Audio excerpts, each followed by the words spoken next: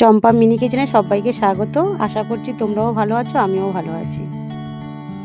আজকের একটা রেসিপি নিয়ে চলে এসেছি, ময়দার সবজি। যেহেতু এটা ময়দার সবজি, কিন্তু ময়দাটা মেন হচ্ছে ধুতে হবে ভালো করে। ময়দাটা লবণ দিয়ে মাখিয়ে নেবো, মাখানো হয়ে গেলে ঢাকা দিয়ে রেখে দেবো। ময়দাটা আমি ভালো করে ধুয়ে নেবো 10 থেকে 20 বার। যতক্ষণ না পরিষ্কার জল বেরোবে ততক্ষণ আমি এটা ধোবো। ময়দাটা ধোয়ার পরে এরকম দেখতে হয়েছে। এটাই আমাদের রান্নার কাজে লাগবে। ছোট ছোট করে লেচির মতন কেটে নেব।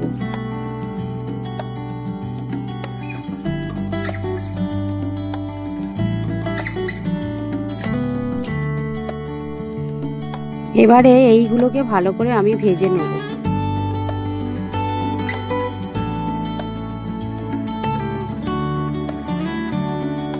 ভাজার পরে দেখতে এরকম হয়েছে, দেখো কত সুন্দর ফুলে গেছে। এগুলো কিন্তু শুধুও খাওয়া যায়। তেলের মধ্যে আমি দিয়ে দেবো শুকনো লঙ্কা, তেজপাতা, সাদা জিরে, দিয়ে দেবো কাঁচা লঙ্কা আর টমেটো। এবারে আমি দিয়ে দেবো আদা বাটা। সব মশলাগুলো আমি দিয়ে দেবো, লবণ, হলুদ, লঙ্কার গুঁড়ো।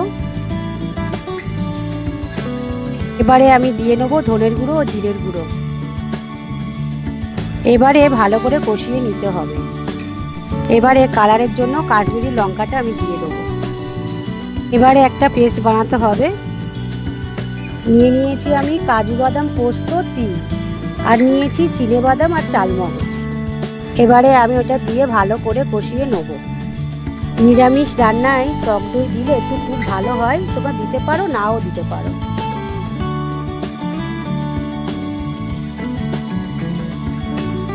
মশলাটা ভালো করে কষিয়ে নেবো। কষানো হয়ে গেছে, এবার তেল ছেড়ে এসছে, তেল ছাড়া হয়ে গেছে। এবার আমি জলটা দিয়ে দেবো।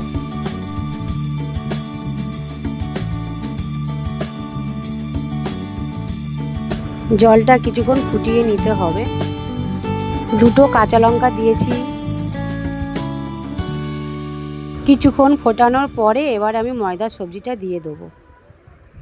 স্বাদ মতন চিনি দিয়ে দেবো। নামানোর আগে গরম মশলা দিয়ে দেবো।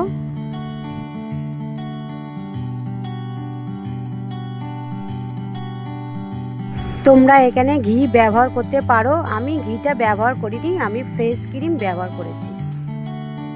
ময়দার সবজি আমার রেডি। এইভাবে বানিয়ে দেখবেন, খেতে খুব ভালো লাগে। ভিডিওটা যদি ভালো লেগে থাকে লাইক, কমেন্ট, শেয়ার করে দেবেন।